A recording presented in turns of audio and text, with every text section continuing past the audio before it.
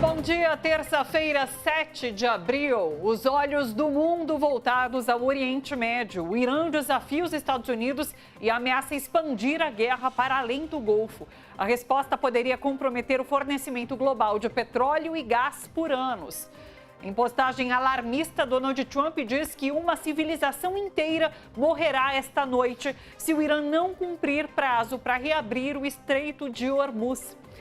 E o governo Lula anuncia novas medidas para conter altas abusivas de combustíveis. Empresários que elevarem preços sem justificativa poderão ser punidos com até 5 anos de prisão. E crise na família Bolsonaro persiste depois de Michele. Agora é a vez de Flávio Bolsonaro entrar diretamente nessa briga. Pré-candidato do PL à presidência criticou o irmão Eduardo e diz que os ataques dele não são inteligentes. Notícia e análise aqui no TVT News, primeira edição de hoje, que começa agora direto da Avenida Paulista para todo o Brasil. Vem se informar com a gente, vamos lá, vamos juntos.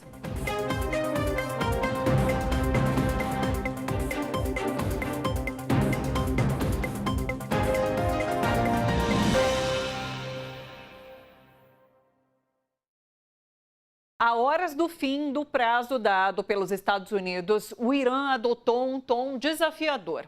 A Guarda Revolucionária do Irã ameaçou agora há pouco ampliar o conflito para além do Oriente Médio se os Estados Unidos atacarem alvos civis. Num comunicado, a Guarda disse que vai responder na mesma medida a qualquer ataque à infraestrutura do país. Segundo as forças militares, a resposta pode comprometer o fornecimento global de petróleo e gás por anos. Nos Estados Unidos, o presidente Donald Trump disse em entrevista por telefone à Fox News que o Irã pode ser derrubado em uma noite. Trump fixou um prazo até às 8 horas da noite desta terça-feira para a reabertura do Estreito de Hormuz. Agora há pouco, pelas redes, Trump escreveu o seguinte: uma civilização inteira morrerá esta noite para nunca mais ser ressuscitada. Eu não quero que isso aconteça, mas provavelmente acontecerá. Contudo, agora que temos uma mudança de regime completa e total, onde mentes diferentes, mais inteligentes e menos radicalizadas prevalecem, talvez algo revolucionário e maravilhoso possa acontecer, quem sabe? Descobriremos esta noite em um dos momentos mais importantes da longa e complexa história do mundo. 47 anos de extorsão, corrupção e morte finalmente chegarão ao fim. Deus abençoe o povo do Irã. Numa coletiva ontem, o presidente americano disse que não está preocupado em cometer crimes de guerra no Irã e chamou iranianos de animais. Mr. President, how would it not be a war crime to strike Iran's bridges and power plants? Because they killed 45,000 people in the last month, more than that. It could be as much as 60.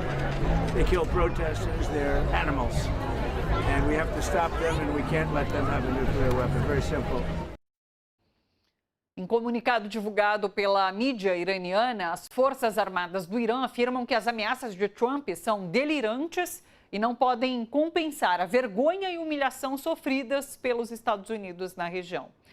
Em Tel Aviv, as forças de defesa de Israel alertaram iranianos para evitar trens e linhas férreas, indicando risco de ataques à infraestrutura. Com a escalada, o petróleo subiu acima dos $110 o barril no mercado internacional. Aliás, mais notícias sobre a guerra em tvtnews.com.br.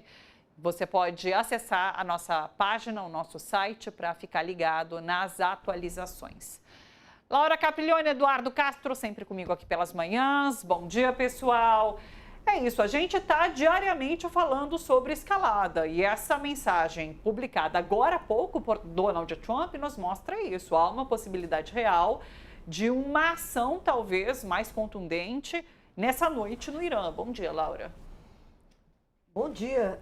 Quer dizer, bom dia, né? Como quem, ter né? um bom dia com uma ameaça tão dramática como essa? Não é uma ameaça qualquer, né? Sim. Eu vou extinguir uma civilização inteira. É claro que isso tem na boca do Trump todos os ares de bravata e de uma ameaça que, ao fim e ao cabo, pode resultar numa coisa muito pequena. Sim.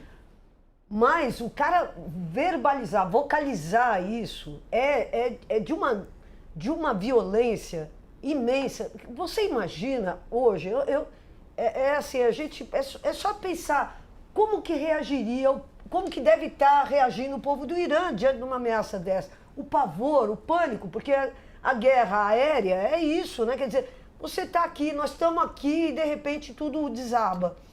Então é uma ameaça terrível, é uma ameaça que vem dessa escalada retórica do Trump, mas não só retórica como militar também, e vem do profundo desespero dele, porque não podemos... Ontem ali nos Jardins da Casa Branca, perguntaram para ele, mas escuta, qual é o objetivo? Vai pegar o petróleo do Irã? Ele falou, eu por mim pegaria todo, mas o povo americano está contra a guerra. Ele teve que reconhecer na coletiva, ali nos Jardins da Casa Branca, que o povo americano está contra. Então, como você vai empreender uma escalada de morte e violência como essa sem o apoio do povo que, afinal de contas, paga isso, paga essa máquina de guerra? Então, na verdade, eu vejo uma situação de uma insanidade impressionante. E muita gente está falando, né, na 25ª emenda, pô, precisa parar esse cara. Muita gente, comentaristas, estão falando sobre a demência do Trump, sobre o fato de que ele não está mais conseguindo ter um mínimo de estratégia nessa guerra, porque é aquilo, né? Aquilo que o Sun Tzu falava, uma guerra se ganha principalmente com inteligência. Com inteligência, não é só a força das armas, é muito importante, mas a inteligência é capital, você não ganha. Aliás, grandes exércitos, a história está lotada disso, né? Grandes exércitos já foram derrotados por máquinas de guerra ínfimas, mas que operaram com inteligência. É isso que está acontecendo agora. E é o que, por exemplo, os Estados Unidos já amargaram isso, já amargaram a luta insurgente do Afeganistão, já amargaram a luta insurgente do povo do Vietnã, ou seja, gente que tinha armas minúsculas perto do poderio militar americano, mas que conseguiram vencer na base da inteligência. Então, eu acho que hoje o povo americano também hoje uma civilização morre.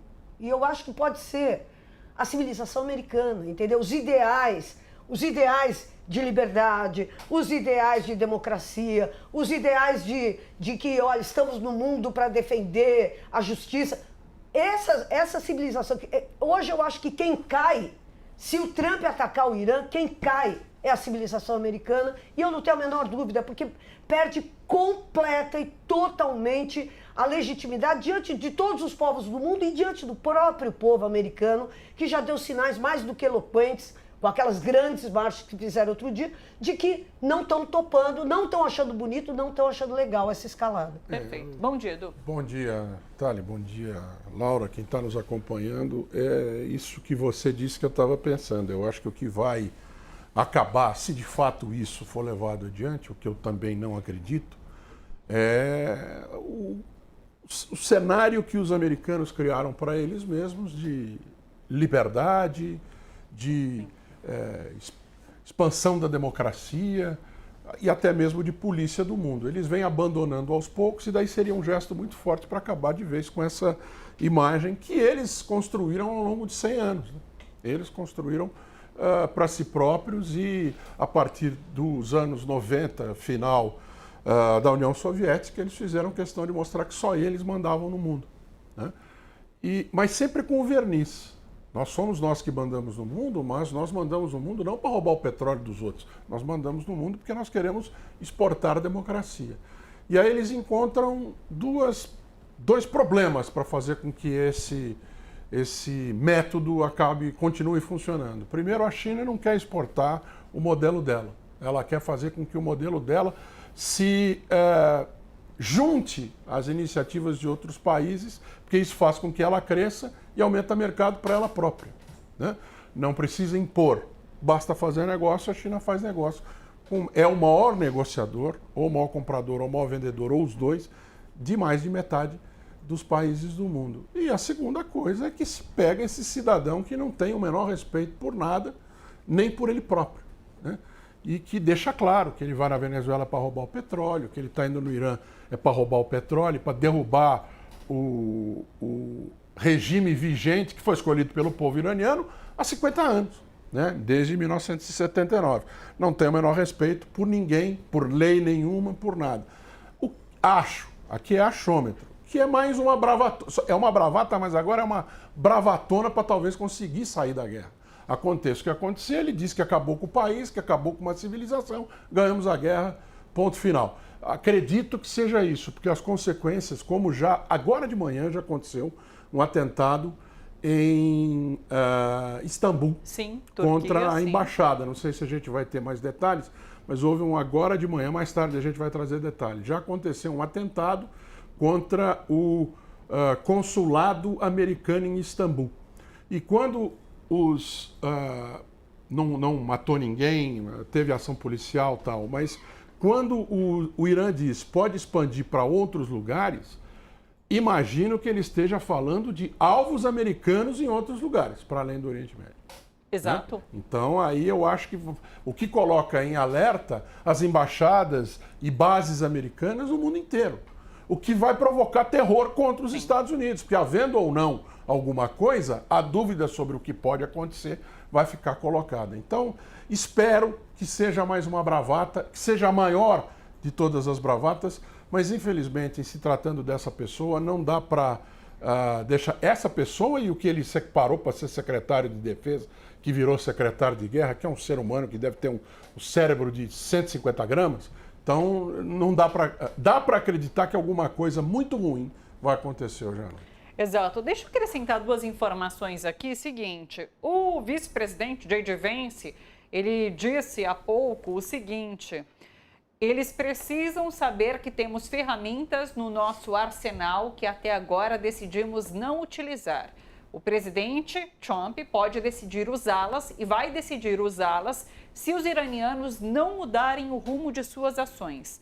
Eu junto a isso uma outra postagem que foi feita pelo Comando Central dos Estados Unidos. E tem a foto de uma aeronave. Essa aeronave, pode colocar na tela para mim, essa que eu mandei? Isso, essa aeronave é uma B-2 Spirit. E eles dizem que ela está numa checagem pré-voo desse bombardeiro furtivo B-2 Spirit, numa missão de suporte na guerra contra o Irã. Essa aeronave ela tem capacidade de transportar até 16 bombas nucleares B-83 de 1.100 quilos. Então é isso, eu quero botar a Biazita Gomes agora na nossa conversa, ela que é especialista em geopolítica, está sempre às terças aqui com a gente. Bia, bom dia, seja bem-vinda por aqui. Bia, quando o Trump faz essa ameaça de destruir uma nação, a gente está falando de um bombardeio utilizando, por exemplo, arma nuclear? O que você pensa? Bom dia. Bom dia, Thalita. Bom dia, gente. Eu vou ser o do contra aqui, de todo mundo. E aí, aquela coisa do analista do Apocalipse. Eu estava observando todas as postagens do Trump pré-ataques, né? Pré-morte do Khamenei, pré-ataque à Venezuela, e é o mesmo padrão de normalização do absurdo. Ele vai falando durante a semana anterior ao ato para normalizar para as pessoas o absurdo. E ontem, uma das falas do Trump, na verdade, no domingo de Páscoa, me chamou muita atenção quando ele diz que os iranianos são animais. Quando ele fez, né, a normalização dessa desumanização da população iraniana. Normalmente isso ocorre, né, como a gente vai ter um pré-ataque de aniquilação. Essa desumanização é uma tentativa de justificar um ato extremamente violento. Inclusive, antes de jogar a bomba de Hiroshima e Nagasaki lá no Japão, os Estados Unidos utilizavam a desumanização dos japoneses, né, nas tirinhas de jornal, mostrando os japoneses como animais, como uma coisa meio metamorfo, não tinha uma característica humana. Então, isso é uma característica da desumanização. O Trump ele é muito bravateiro, mas se ele fosse um bravateiro que não tivesse feito nada, a gente poderia rir e falar, mais uma, tipo o Milley, né? Mais uma fala doida dele. Mas o Trump ele já teve transtornos suficientes para o mundo, né? Ele invadiu a Venezuela, bombardeou a Venezuela e sequestrou o Maduro. O Maduro, nesse momento, está em cárcere nos Estados Unidos e a humanidade normalizou isso. Ele bombardeou o Irã e matou o Khamenei, que eu acho que isso é muito emblemático. Ele teve a audácia de matar o chefe de Estado dentro do país e a humanidade normalizou. Se o Trump vier fazer um ataque de grandes proporções contra o Irã, utilizando uma bomba nuclear, claro, pontual, em algumas áreas específicas, ninguém vai mexer um dedo, porque é o Irã. Existe uma normalização ocidental de que é necessário fazer qualquer coisa para destruir o regime iraniano.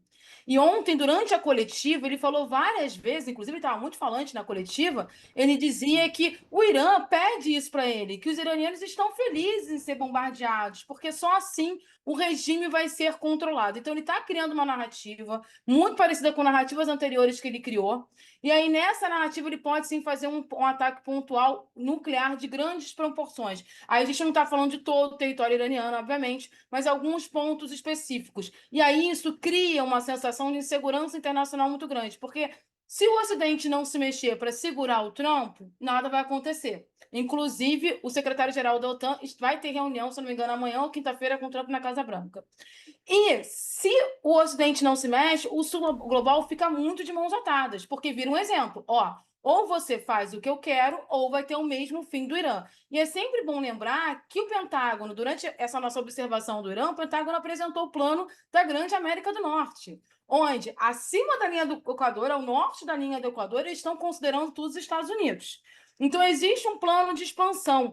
E o governo Trump ele segue numa linha que é muito pouco falada aqui no Brasil e que o Vance é abertamente nessa linha, que eles são aceleracionistas, né? Eles acreditam numa mudança de estrutura, acelerando o juízo final. É uma viagem? É, mas eles são isso. E existe uma parcela da população americana que apoia isso.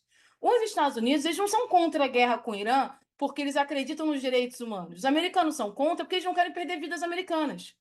Eles, se for uma coisa limpa, é capaz até dele reverter a popularidade. Porque o que o americano não quer é uma invasão por terra ao Irã e que tenha mortes estilo Afeganistão, estilo Vietnã. Ele não quer perder homens, ele não quer perder seus filhos numa guerra do outro lado do mundo. Então, essa é a rejeição do americano à guerra no Irã. Infelizmente, não é uma rejeição por ter, a grande maioria, né, por ter uma relação com os direitos humanos, porque existe dentro dos Estados Unidos uma ideia de voltar a ser o grande Estados Unidos, ser a grande potência internacional. E aí o Trump apresenta isso para uma parcela, né? As pesquisas, inclusive, de eleições de meio de mandato, não são pesquisas que estão dando tanta diferença assim entre republicanos e democratas. Pela quantidade de loucuras que o Trump já fez, já era para a gente ter uma distinção muito grande entre os candidatos. Então, o que a gente está vendo ali agora, nesse momento, é a normalização. O Trump está normalizando a possibilidade de destruir o Irã. E aí, quando ele faz essa postagem dizendo que uma civilização vai desaparecer, se o Trump não tivesse concluído nenhum tipo de fala dele, a gente poderia dizer que é só uma bravata, mas ele já concluiu algumas. E eu me lembro que ele falou semanas e semanas e semanas antes de invadir a Venezuela, ao ponto de a gente achar não vai acontecer. E aí aconteceu. A mesma história do Khamenei. Ninguém imaginava que ele teria a audácia, né, de fazer aquele ataque e matar não só o Khamenei, como boa parte do governo iraniano. E ele fez isso. Então, ele tem tido esse tipo de atitude constantemente. Perfeito. Aliás, sobre esse ataque à embaixada em Istambul, que o Edu citou, deixa eu trazer os detalhes agora. Homens armados atacaram um prédio que abriga o consulado de Israel em Istambul na manhã desta terça-feira. 3 atiradores dispararam contra policiais na entrada do edifício e houve troca de tiros. Um dos agressores foi morto e outros 2 foram presos feridos, segundo autoridades turcas. 2 policiais tiveram ferimentos leves. Os atacantes estavam armados com fuzis e viajaram de carro alugado a partir de uma outra cidade. O governo turco investiga a possível ligação com grupos extremistas sem confirmar a organização. Israel não mantém diplomatas no país desde o início da guerra em Gaza, por razões de segurança. Promotores foram designados para conduzir a investigação do ataque. Laura, vamos fazer mais uma rodada aqui para a gente continuar analisando o que está acontecendo lá. Porque tem uma informação também de que no Irã, o governo declarou, após essa fala de Trump, que estão preparados para sacrificar as suas vidas na defesa do país e solicitou que a população faça escudos humanos em usinas de energia e pontes que Donald Trump pretende destruir. E o que a gente tem visto nesse conflito desde o princípio diferentemente da população dos Estados Unidos que se volta contra o regime estadunidense, no Irã acontece o contrário. A gente vê uma união da população em torno da defesa do país, que nesse momento, de fato, vai às ruas e se propõe a defender os seus patrimônios e as suas estruturas, não? Eu, por acaso, ontem estava assistindo um documentário sobre a arte da guerra e sobre a biografia do Sun Tzu. E, cara, o Irã está seguindo à risca o roteiro do Sun Tzu. É impressionante, porque o Sun Tzu ele se converte num grande estrategista militar exatamente quando ele consegue uma vitória militar numa guerra completamente assimétrica contra uma potência muito mais poderosa, que era o estado vizinho ao dele, para o qual ele estava prestando serviço. E como é que ele faz o ataque? Primeiro fala todo mundo assim, bom, então como é que nós vamos fazer? Eles estavam sob ameaça de um ataque imediato dessa grande potência que vinha com um exército de milhares e milhares, centenas de milhares de soldados. O que eles fazem? Eles saem atacando alvos pontuais exatamente para pegar e falar, olha, e aí fazem um ataque mortal às bases militares, isso lá atrás, a bases militares. Então ele vai, e vai aqui, vai ali, vai acolá. Exatamente o que o Irã fez. O Irã não foi para um embate frontal contra o poder americano. Também não foi para um embate frontal contra Israel, mas bombardeou todas as bases ali, ou seja, criou uma confusão na logística dos caras. E agora, diante dessa ameaça, eu não descarto que comecem a pipocar atentados em vários lugares, e eu acho que talvez esse seja um dos primeiros, exatamente para, olha, agora lidem com isso, entendeu? E aí os caras, bom, então agora temos que voltar a defender as embaixadas, temos que defender os ativos, temos que defender a Oracle, temos que defender a Amazon, temos que, enfim, cria aquela confusão e o cara, em vez de ir para o combate frontal. Então, isso foi o que foi feito no Vietnã, foi o que foi feito em vários lugares onde os caras, esses poderes imperiais enfrentaram oposição aguerrida desses povos em luta pela sua própria sobrevivência. Então, eu acho que o Irã não está de brincadeira. E os Estados Unidos também não estão de brincadeira. Agora, eu acho que a questão do público interno americano é uma questão muito importante, entendeu? Eu acho que são eles que vão segurar essa mão aí. Como foi isso que segurou a mão americana na Guerra do Vietnã. E agora, porque eles estavam com pena dos vietnamitas? Sim, também. Porque para uma parte fundamental da população americana, não dá para aceitar que crianças, aldeias e tal, não sei o quê, sejam dizimadas, como foram na Guerra do Vietnã, e como serão agora, e como estão sendo agora no Líbano. Então, para um setor inteiro da população, tem sim uma questão de indignação diante dessa violência absolutamente despropositada. Vamos lembrar que as redes sociais estão hoje, apesar de tudo, trazendo informação. Vamos lembrar, a Spam TV está aqui, está conversando com nós o tempo inteiro. Eu falo com nós porque eu gosto desse jeito de falar. Estão conversando com a gente, com a TVT aqui. Então, enquanto isso está acontecendo, a gente tem uma movimentação da contra-informação, que é essa que está sendo fornecida, que está chegando também nos Estados Unidos. Então, tem uma parcela da população americana que, obviamente, é contra a guerra, porque elas não querem morrer lá. Eu acho que existe, eu acho que é importante, mas eu também eu acho que isso se soma a essas pessoas que estão indignadas com essa violência, com essa barbaridade, com isso tudo.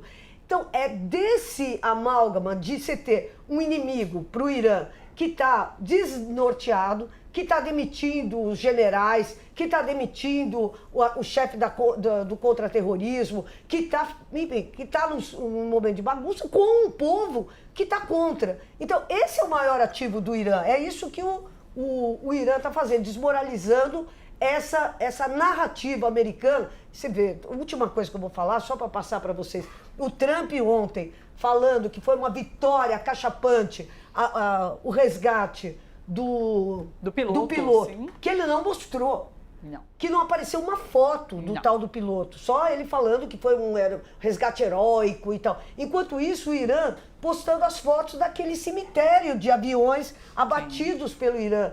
Então, Vamos lembrar, é uma narrativa que não se põe em pé, com um povo que está desconfiado já que o presidente está demente. Isso não acontece no Irã. E com uma resistência de um povo atacado que não parece ter nenhuma vontade de se render. Isso aí aponta para uma vitória americana? Desculpa, não. Todos esses elementos, mais a pressão do preço do petróleo lá dentro dos Estados Unidos, mais tudo isso aponta para um povo que vai ser derrotado, o povo iraniano? Desculpa, eu não acredito nessa vitória, mesmo com toda a retórica do massacre, do genocídio, do fim de uma civilização que o Trump está fazendo. Isso não fecha, entendeu? A conta não fecha. A guerra do Vietnã, ela deixa de ter apoio popular nos Estados Unidos, primeiro quando tem My Lai, né, aquele ataque que as fotos acabaram viajando o mundo inteiro, não só as fotos, como as informações a respeito daquilo, e também quando, a partir do momento em que Walter Cronkite, que era o principal apresentador de televisão dos jornais americanos, vai ao seu jornal e diz, depois de ir para lá, ele volta e diz que os Estados Unidos deveriam deixar essa guerra não como vencedores, mas como um povo honrado que soube... como um povo honrado, ou seja, não vencedor, mas também antes de perder completamente a razão naquilo. E daí o Lyndon Johnson diz a famosa frase: se eu perdi Mid-America, né, se eu perdi o homem médio dos Estados Unidos, a população média dos Estados Unidos, eu perdi a guerra. Tanto que ele nem concorre para a reeleição. Talvez uma ação armada forte hoje à noite, seja ela qual for, com um grau de destruição, ou até com a utilização de material nuclear, o que só o termo em si é muito forte, possa ser o Walter Cronkite e My Lai de Donald Trump. A virada de chave. A virada de chave na população dos Estados Unidos como um todo. O que não quer dizer que militarmente não possa representar uma perda, se não significativa, definitiva com relação ao Irã. Entretanto, né, o resultado que ele vai alcançar com isso não é o que ele pretende, né? Que é ficar, o que ele pretende mesmo é ficar no poder a vida inteira, que é arrumar um jeito de mudar a Constituição e que ele possa, se precisar, concorrer à próxima eleição, se não, né, um homem que começa a colocar nome em prédio público, criou uma moeda com a cara dele. Agora, pela primeira vez na história dos Estados Unidos, as notas de dólar vão sair com a assinatura do presidente. Ou seja, esse cara não quer. Ele faz uma reforma na Casa Branca que faz com que a parte que ele construiu seja maior que toda a outra área que já existe há 200 anos. Ele não quer sair de lá. O que ele pretende é ficar lá. E talvez com um ataque que, mesmo devastador hoje à noite militarmente, vai trazer para ele o resultado contrário daquilo que ele almeja no fundo, e também não só no fundo, assim como na superfície também. Não vejo como possibilidade de vitória, sob o ponto de vista macro, uma vitória militar hoje acachapante por um uso de armas nucleares ou atacando alvos civis. Mas, sim, enfim, temos que acompanhar. Eu estou fazendo uma ronda aqui nessas principais notícias que saem, inclusive da mídia ali do Oriente Médio. Então, por exemplo, a TV estatal iraniana, ela tem uma mensagem agora que é a seguinte, publica a seguinte informação: o Irã cancelou toda a relação diplomática e os canais indiretos de comunicação com os Estados Unidos e anunciou a suspensão de qualquer e todas as trocas de mensagens com os Estados Unidos nesse momento, depois dessa fala que foi feita por parte de Donald Trump. Olha a imagem que a gente está vendo, a população em cima das pontes. Exato, defendendo estruturas do país, conforme o próprio governo fez um chamamento para que as pessoas fossem até as ruas fazer essa defesa. Esse é um dos vídeos, mas tem várias fotos já circulando de pessoas em frente a prédios públicos, a patrimônios do país, fazendo essa defesa realmente de infraestruturas. Mas Tucker Carlson, que é esse ex-MAGA, né, que agora é de fato uma pessoa que está contra o governo estadunidense de Donald Trump, ele fez um pedido para que os militares norte-americanos e pessoas próximas a Donald Trump para resignar, como chama, para se demitirem, ou tirarem de Trump acesso a códigos nucleares. Famosa mala. Então é isso, sabe? Se há um chamamento por parte de Tucker Carlson, que é uma pessoa que tem ali nos bastidores do governo Trump muita influência. Muito direitão. Não está vindo para a esquerda, não. Exato. Ele faz esse pedido para dentro da base de Donald Trump nesse momento, Bia. Não, eu acho que a gente tem que. Os fatos que estão se apresentando, inclusive a própria forma como o Irã está se comportando, é que o Irã está lidando com a possibilidade real de um ataque iminente de grandes proporções. E quando ele fala que a população deve ir para as ruas proteger, é porque, no caso do Irã, a gente não está falando de um ataque que vai minar um governo, né, como foi no caso da Venezuela. Mina um governo, tira presidente, mas a estrutura física do país se mantém. Está falando de um ataque, de uma ameaça existencial ao país Irã. Eu acho que é importante deixar isso claro, é uma ameaça existencial. Então, quando o governo do Irã fala precisamos ir às ruas defender e nos sacrificar, isso é porque há uma ameaça existencial.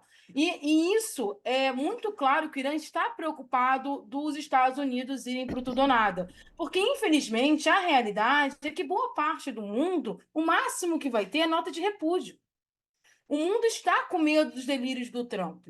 E medo porque ele não está sozinho nesse delírio, né? A gente tem, por exemplo, o Vance, que é muito pior do que ele e que é o vice. A gente tem o Rubio com interesses pessoais nele em dominar a América Latina, que são interesses dele. E ele utiliza o governo Trump para concretizar isso. Existe uma parcela do exército americano extremamente ultrapassada com aquela visão de grande Estados Unidos que se perdeu durante o governo Barack Obama e outros governos. Então, esse apoio ele tem. E eu acho que uma coisa que a gente tem que calcular é que a gente sempre olha para o Trump e até para os Estados Unidos como um país democrata. Então a gente ainda tem aquela ilusão de que o Trump vai respeitar os anseios do povo e a democracia. O Trump é um típico líder totalitário. Ele é um líder totalitário, ele é um totalitarista total. Então ele não liga se a opinião pública está gostando ou não. Na cabeça dele, é necessário fazer isso para criar um grande Estados Unidos de novo, mesmo que haja danos. Então, ele tem um projeto, né, de país, não é nem de país, é um projeto pessoal dele para se transformar no grande nome da história dos Estados Unidos, onde nesse projeto ele precisa dominar o mundo todo. E aí, observa, ele começou aos pouquinhos. Ele vai sempre em países que são questionáveis, né, democraticamente, estados questionáveis, que o Ocidente não concorda, porque ele sabe que, por mais que ele não tenha aprovação, o que ele vai ter é uma espécie de a gente vai questionar, vai fazer uma nota de repúdio, mas ninguém vai para o pau contigo. Diferente se ele vai invadir um país ocidental ou um país protegido pela estrutura ocidental. Então, o Irã tem plena consciência que ele está sozinho nessa. Então, quando ele fala para a população ir para as pontes, ir para frente dos prédios públicos, mesmo que essas pessoas possam vir a falecer, isso vai gerar imagens que vão rodar o mundo e que vai criar uma comoção entre os civis no mundo. Porque os estados constituídos, os governantes, não ligam se for utilizado arma nuclear no Irã. Vão emitir uma nota de repúdio para impedir que outros países sejam alvos, mas eles odeiam o Irã. E esse cálculo é muito ruim da gente assumir, porque justamente por eles odiarem o governo iraniano, o país Irã, né, que é, sim, um muro de contenção para a expansão ocidental no Oriente Médio, dentro da própria questão dos muçulmanos, tem as discussões internas entre sunitas e xiitas. Então, assim, o apoio deles é zero na prática, em termos de grandes potências. Não tem ninguém junto com eles na frente de batalha, e o Trump sabe disso. Então, o que ele pode fazer é um ataque de grandes proporções, pode ser uma grande bravata, pode chegar lá 9 horas da noite e falar, dou mais 72 horas, porque o Trump a gente lida com isso. Mas com o histórico que a gente tem, o nível de destruição que a gente tem, ele pode concretizar isso. O Irã não está desmerecendo essa ameaça. E é sempre bom lembrar que Gaza foi destruída ao vivo e a cores, e nenhum país interviu. E é sempre bom lembrar que o Líbano está seguindo o mesmo caminho de Gaza e o mundo está permitindo a destruição do território libanês, a fragmentação do território libanês. A gente tem notas de repúdio da França, algumas falas mais fortes, mas a gente não tem forças de outros países protegendo a população libanesa. Então, o Irã está vendo os países em volta sendo abandonados, os territórios em volta sendo abandonados, porque a realidade não são ocidentais, não, são sul global. E ali tem riqueza de petróleo, entre outras coisas. Então, as potências estão ali com os olhinhos super abertos para pegar o espólio de guerra pós-Trump e pós um ataque. Porque se faz um ataque e desorganiza a sociedade civil iraniana e você entra numa guerra civil no Irã, dependendo da intenção do ataque, imediatamente várias potências ocidentais vão se apresentar para reorganizar o território iraniano, como se apresentam para reorganizar o território de Gaza pós-genocídio, porque ali é o espólio de guerra. Então, assim, o Irã está tratando a situação com muita seriedade. E quando ele fala não há nenhuma negociação, é para o Trump não utilizar aquela bravata de que ele está conversando, que ele tem contato. Ele não tem contato nenhum, não tem diálogo, não tem negociação. O único diálogo estava acontecendo com o Paquistão sendo um intermediário. O Paquistão apresentou uma proposta que o Trump não aceitou. O Irã não aceitou a proposta dos Estados Unidos, mas até essa negociação está suspensa. Por quê? Porque o país teve uma ameaça existencial. Eu acho que o mundo tem que ficar muito de olho, porque a gente tende a não acreditar que vai acontecer. E eu me lembro que quando ele ameaçava a Venezuela, a gente falava, não, isso é uma loucura, não vai acontecer. E aconteceu.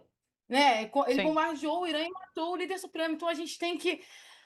Ele é louco o suficiente para isso. Ele quer deixar um legado. Como eu sempre falo, né? O legado dele é os Estados Unidos grande de novo, ou é a Terceira Guerra Mundial. Posso só falar uma coisa? Claro, por favor. Eu queria só falar uma coisa, que eu discordo um pouco, aliás, eu discordo bastante da Biazita, nesse quesito, porque, eu acho que a questão é muito... Ontem, durante a coletiva, a gente assistiu a coletiva. Durante a coletiva, ele voltou a criticar a OTAN. Voltou a pegar e falar que, olha, a OTAN não está fazendo nada. Voltou a pegar e dizer que, diante de um Irã derrotado, o espólio é meu. Ele não falou que o espólio é nosso. Não falou que vamos chamar as potências. Não, ele falou, o espólio é meu, o espólio é americano.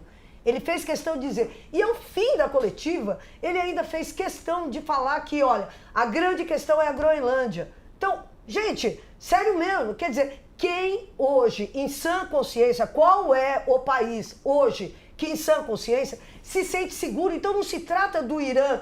Primeiro, o Irã não está sozinho. Todos os analistas militares com quem a gente conversa dizem que está havendo um apoio silencioso, porém crucial, da China e da Rússia, em termos de informações de satélite, informações... Porque é o seguinte, não tem explicação para a miraculosa que o Irã está tendo nos ataques que está procedendo. Não é normal. Quer dizer, os caras estão atingindo uns caças que estão, primeiro, caças invisíveis. A gente viu aquele F-35, foi um F-15 e um F-35. Sim. Aviões caça moderníssimos e tal. Esse avião F-35, ele é dotado de uma proteção para se tornar invisível. No entanto, ele foi atingido. Que milagre é esse? Muitos analistas, inclusive o nosso querido Farinazzo, que tem nos ajudado aqui muito, desde o início, eu sou extremamente grata, porque ele tem mostrado o que está acontecendo nessa guerra. E ele tem insistido nisso, que há um apoio, sim, um apoio silencioso, porque não é da natureza da China operar na base da garganta, diferentemente do que os Estados Unidos fazem. Então, a China e Rússia como um apoio fundamental ao Irã nesse momento, e as potências europeias que não entraram nessa guerra. Então, eu não concordo mesmo que o Irã, um ataque ao Irã, todo mundo vai pegar e falar, um ataque nuclear ao Irã, todo mundo vai pegar e falar, uma notinha de repúdio aqui. Não acho. Eu acho que é um caos que se implanta no sistema internacional, onde cada um dos países se sentirá ameaçado. Então, eu acho que a situação do Irã é grave, mas a situação dos Estados Unidos, que de fato não conseguiram atrair um aliado ainda, a não ser Israel. Aliás, Israel esse que todo mundo diz é quem levou os Estados Unidos para a guerra, né? Então, é isso, quer dizer, agora, em termos dos apoios e tal, os caras estão sem nada na mão, nada, pelo contrário. Vocês duas estão falando a mesma coisa, cá entre nós. Eu acho que o que a Biazita quer fazer, me corrija se eu estou enganado, agora, hoje, amanhã, que não vai haver nenhum apoio militar de hoje para amanhã. A Rússia não vai mandar uma bomba nuclear para atacar bases americanas não sei aonde, nem que a China vai dizer que, estamos mandando um navio para a costa do Irã. Não vai acontecer. Né? Mas isso é diferente de nada. Então, por um outro lado, isso vai modificar, aí eu concordo com o que a Laura está dizendo, que vai modificar de maneira absoluta e definitiva o que são apoios e não apoios. Doravante, daqui para frente, a reconstituição do mundo a partir desse episódio. Sim. Então, acredito que seja mais ou menos por aí que nós estamos tentando chegar. E o bom de ouvir opiniões é que a gente vai as montando de acordo com o que elas aparecem, como as coisas também nos parecem. E aí eu sou obrigado a concordar com as duas. Não vejo nenhuma, pelo histórico que a gente tem, o apoio que é inegável, ou que pelo menos é forte, dizer assim, que está acontecendo da China e da Rússia para o Irã, é no plano militar, uma vez que se trata de informações de alta capacidade de captação dos satélites, e isso guia os drones do Irã e, eventualmente, até os mísseis do Irã. Eu não tenho capacidade de conhecimento militar para saber até que ponto vai. Mas não se transforma em um abrir de porta amanhã, o Xi apertar o botão vermelho lá porque o Trump apertou o da mala de futebol que eles falam lá, né? Aquela mala que sempre anda atrás dele. Então, eu acho que nós estamos... acaba sendo a mesma... É uma visão do momentâneo e do... vou chamar de definitivo, né? Sempre Vinícius de Moraziano, definitivo até enquanto dure, mas que agora a gente tem para alguma coisa que vai se consolidar, como o fim da OTAN. É o fim da OTAN. Pode continuar existindo a bandeirinha lá, pode continuar existindo sede, pode continuar existindo cargo. Eu nunca vi, porque ter o cargo é difícil de tirar, né? Mas, então, ela vai acabar ficando lá, mas igual a ONU.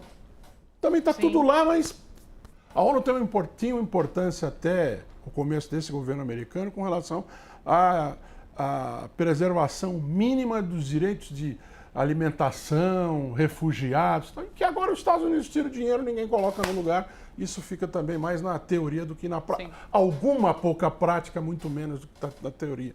Então, eu acredito que é disso que nós estamos, é isso que a gente vai ver. A partir de amanhã, se de fato os Estados Unidos apertarem o botão vermelho, e não vai ser o botão vermelho, não vai ser o cogumelo de Hiroshima, né?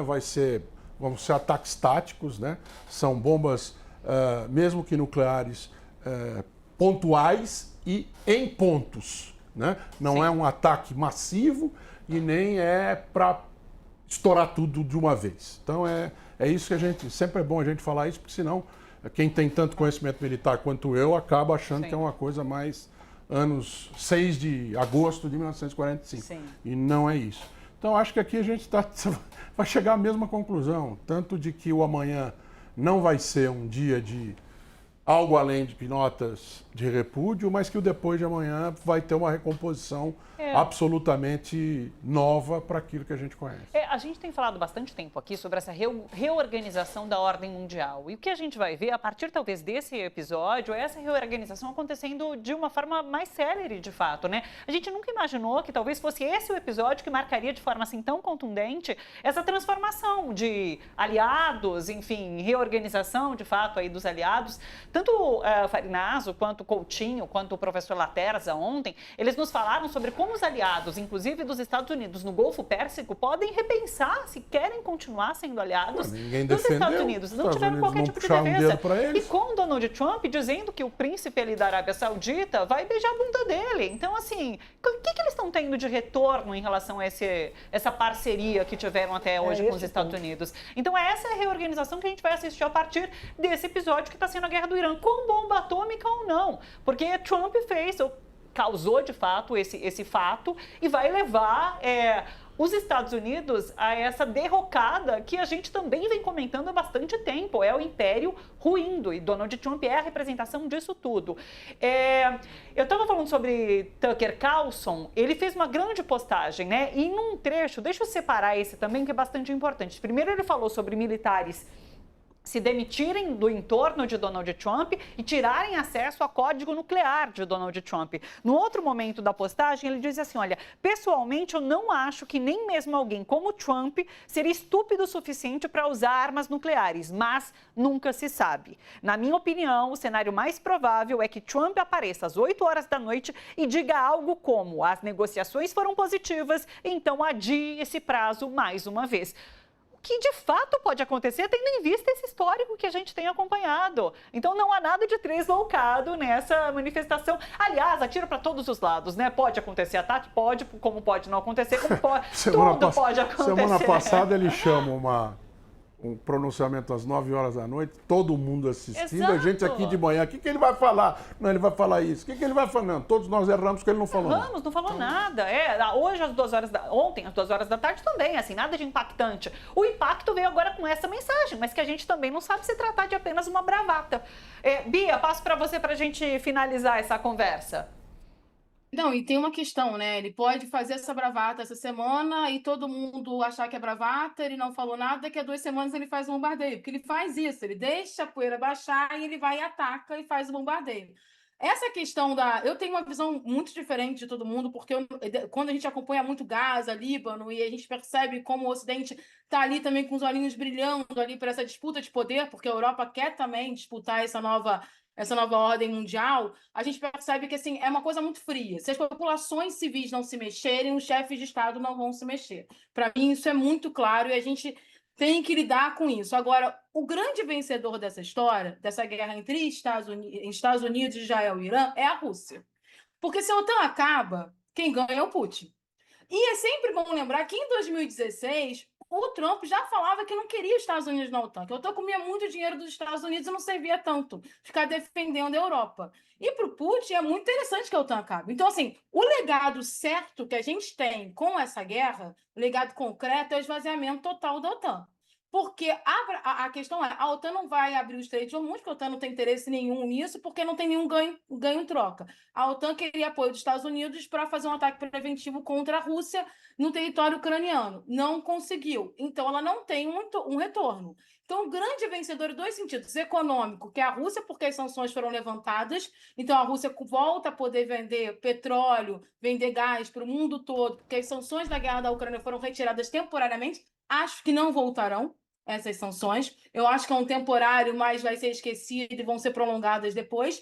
E há um ganho estratégico para a Rússia, porque com o fim da OTAN, com o esvaziamento da OTAN, a Rússia ela acaba tirando aquele ponto de tensão que ela tem ali na região, com os países ligados à OTAN, querendo, inclusive, mudar a legislação deles para poder utilizar botar armamento nuclear nas fronteiras em direção à Rússia. Então, a gente tem uma reorganização da ordem mundial? Tem. E o Trump é o grande agente dessa reorganização. E ele sempre verbalizou isso. É porque o Trump ele fala tanta maluquice, principalmente na campanha eleitoral, que a gente tem que fazer uma triagem. Mas durante a campanha ele disse que ia atacar o Irã. Ele disse que ia tomar o petróleo da Venezuela. Ele falou que ia voltar, a América Latina ia voltar para os Estados Unidos, que a China era o grande inimigo dos Estados Unidos. Então, assim, há uma disputa de hegemonia no campo internacional entre Estados Unidos e China.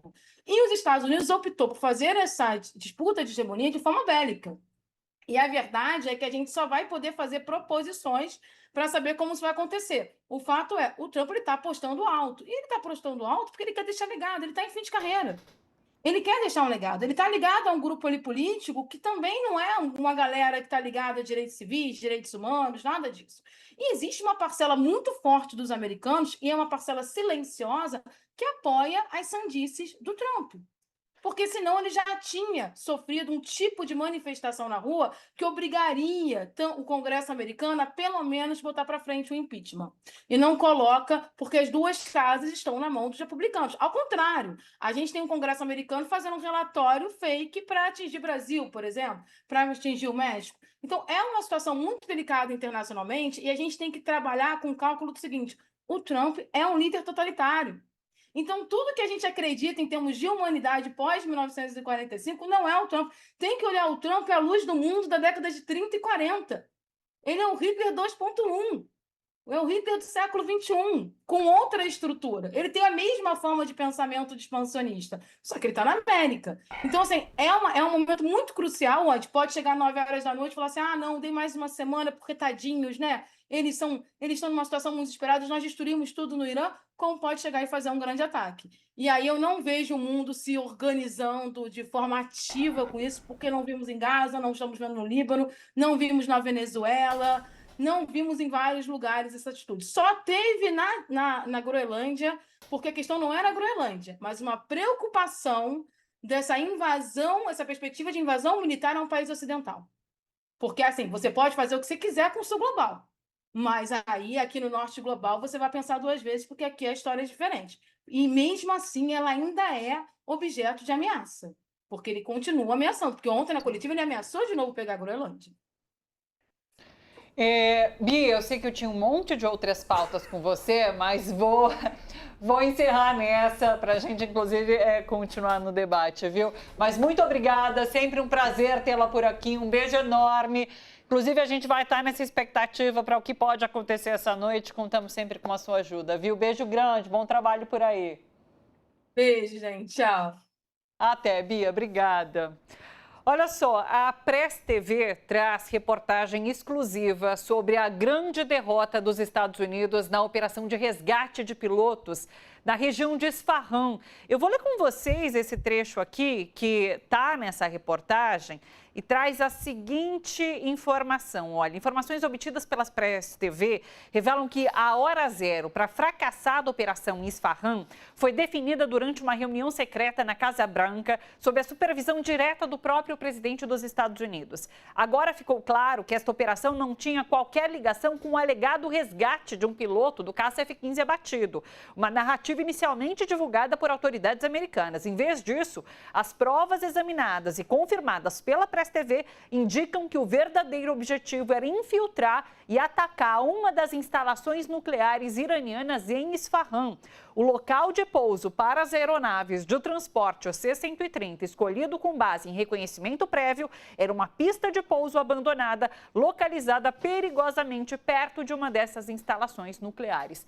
Para a gente falar sobre isso, deixa eu receber agora o jornalista Bruno Lima Rocha, da Spam TV Brasil, o serviço em língua portuguesa da mídia pública iraniana. O Bruno também é cientista político e professor de relações internacionais e está sempre aqui nos ajudando a entender essa guerra no Irã. Bruno, um prazer te receber mais uma vez, seja super bem-vindo e conta mais pra gente. Então, ontem a gente chegou a falar um pouquinho com o professor Laterza, Rodolfo Laterza, sobre essa possibilidade que a Press TV confirma nesse momento, né? Bom dia. Oi, bom dia, Thalita, bom dia quem nos acompanha, bom dia aos colegas da mesa. A gente acompanhou a queda de 4 aviões na sexta-feira.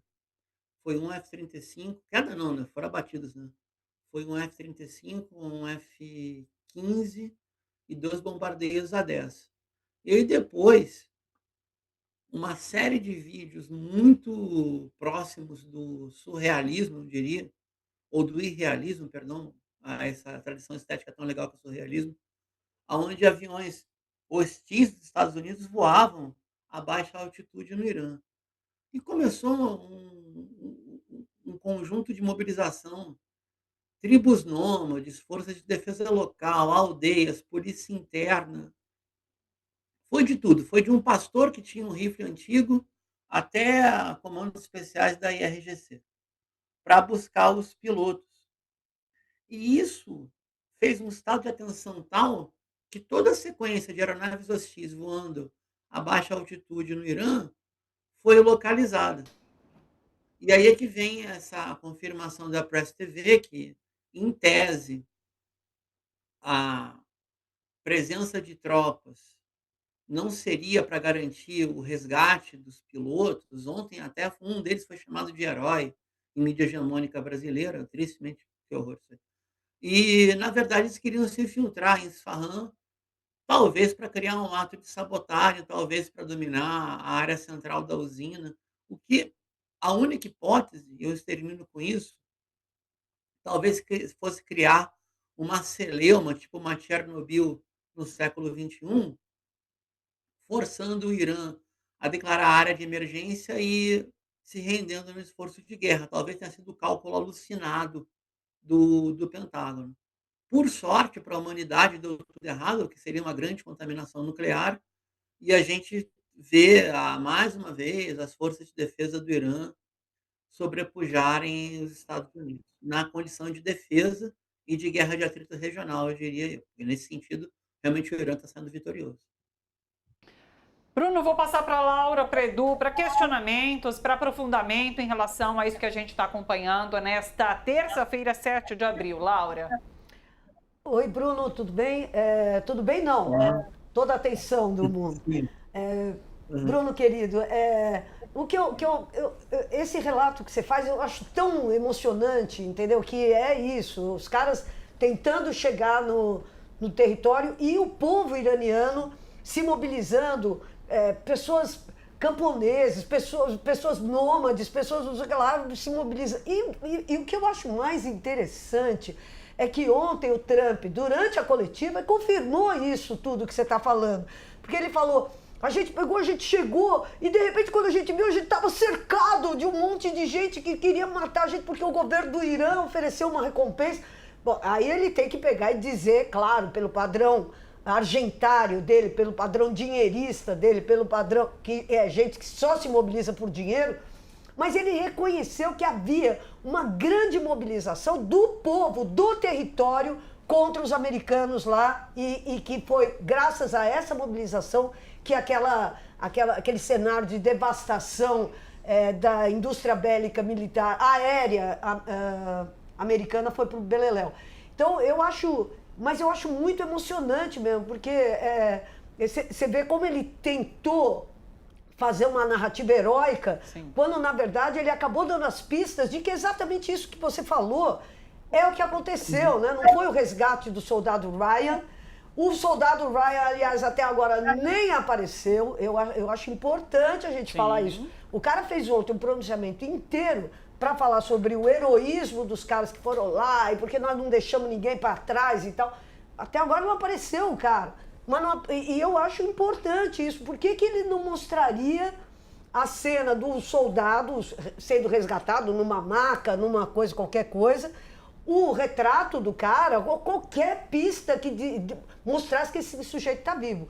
Então eu acho que... E ele fez toda uma operação exatamente com esse propósito. Então eu acho que, a meu ver, o que está acontecendo é um processo de desmoralização gigantesco dos Estados Unidos. E que eu acho, queria até falar sobre isso, porque eu acho que a Press TV tem um papel fundamental, né, Bruno?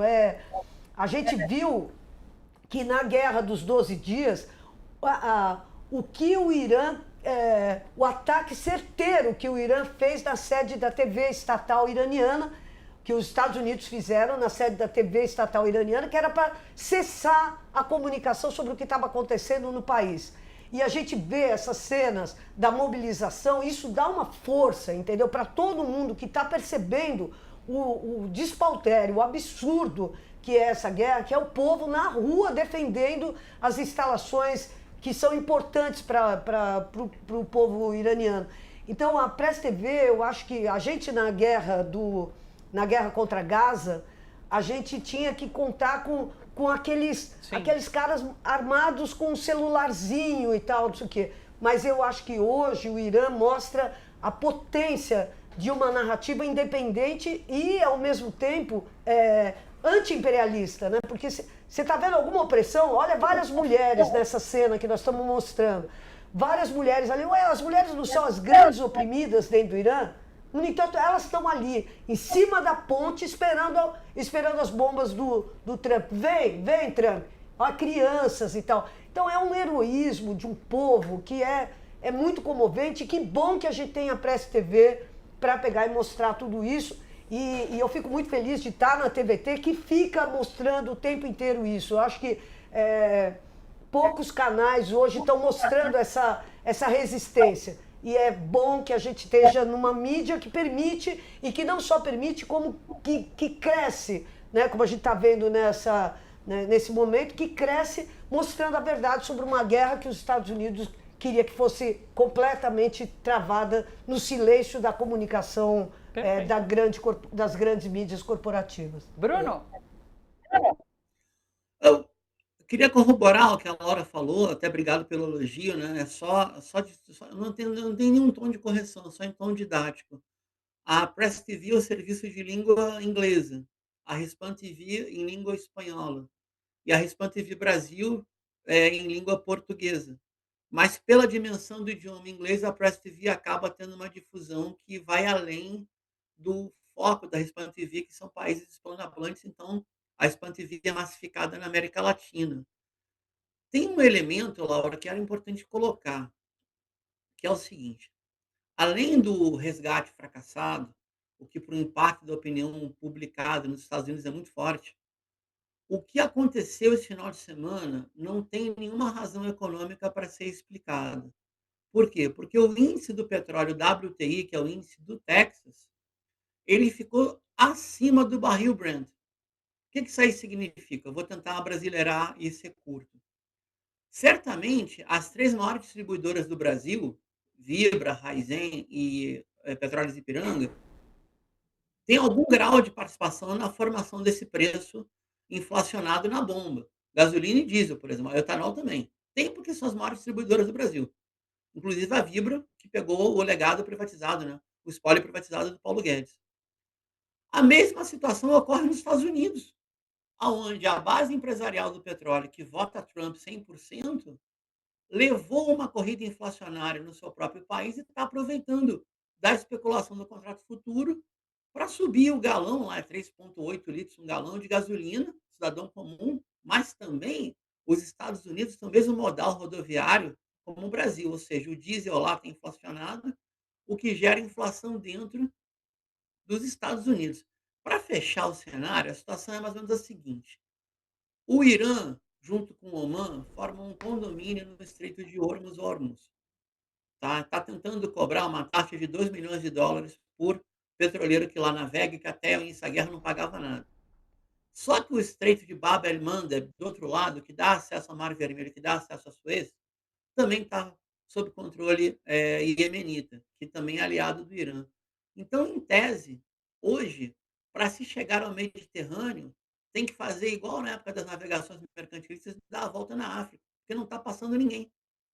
E aí essa situação, de bloqueio econômico e o fracasso do resgate dos pilotos dos Estados Unidos, pode ter levado à mesa de decisão de Trump aquilo que os seus militares de confiança não querem, que é ou uma guerra de destruição total, ou quiçá, não quero nem falar isso aí como fosse uma coisa, trivial, o emprego nuclear tático, que ninguém acredita que seja feito pelos Estados Unidos, mas pode ser um recurso israelense, sempre pode. Essa situação que a gente está vendo agora é fruto também dos reveses das últimas 48, 72 horas. Seria o meu pano de fundo. Edu, Bruno, ilhas de Karg, ou ilha de Karg, a informação está agora, inclusive, estou vendo aqui na CNN dos Estados Unidos, está passando isso agora, que oficiais americanos, né, militares americanos, o país atacou a ilha de Karg, que é onde fica a base de distribuição de petróleo, em boa medida, do Irã. Que informações a gente tem sobre isso? Edu, tu me pegou no ar com vocês. Eu vou fazer o que eu tenho que fazer. Eu vou acessar os canais vou acessar os canais ao vivo aqui, gente, ao vivo e a cores, tá?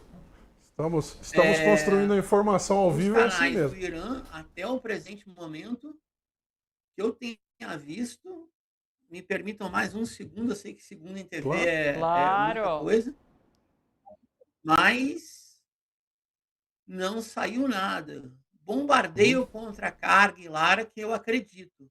Desembarque, me parece que já não é uma opção válida. Não, talvez ele Eu fala em acredito. bombardeio, ataque. Ataque, não desembarque. Bombardeio. Não, Bombardeio. então, por quê? Vamos ver se eu consigo me explicar. Vamos lá, vamos usar isso aqui, ó, notícia da Press TV, que foi 1h50 da manhã, acho que é o horário daqui, tá? Porque o fuso lá é mais 7. O Irã bombardeou uma usina petroquímica perto de Dimona, que é onde fica o reator nuclear israelense, e bases dos Estados Unidos nos Emirados e no Kuwait, aquelas que existem ainda. E na Respan TV foi dada, perdão, a seguinte notícia: instalações petroquímicas dos Estados Unidos localizadas na Arábia Saudita. Quais empresas tiveram seus ativos bombardeados? Sadara, ExxonMobil, Dow Chemical. Quem não lembra, Dow Chemical foi aquela que empregou o Golbery no governo Médici, quando ele não estava sem cargo. Tá? É muito conhecido isso. Também foi Fabricante atingido do um complexo desfolhante laranja. Isso. Exatamente, exatamente. No auge da guerra do Vietnã, foi trabalhar para a fabricante do agente laranja e desfolhante laranja. Perfeito, Laura. Exatamente. Também foi atingida a Chevron Phillips. E Israel atingiu o complexo petroquímico iraniano. Ou seja, a etapa da guerra, nesse momento, está em instalações petrolíferas e petroquímicas. A derrubada de pontes, que é a ameaça do Trump, concretamente falando, tanto é que vocês estão mostrando imagens ao vivo do pessoal nas pontes, é uma espécie de estrangulamento da logística de defesa interna do Irã, pressupondo que a capacidade missilística de reposição de drones se dá por comboios terrestres.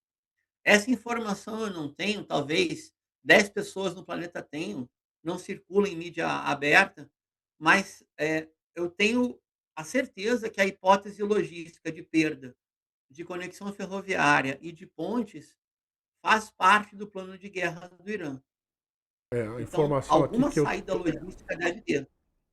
estou Oi. vendo agora aqui Aí, na Al Jazeera, acho que foi a última que eu vi aqui, que Israel estaria atacando neste momento pontes e ferrovias do Iraque, mas são fontes do Irã, Sim. que são as fontes que eles estão utilizando. Eu tenho informações do RT, Russian Today, é o seguinte, foram 50 alvos militares na ilha de Karg, bunker, sistemas de radar, depósitos de munição.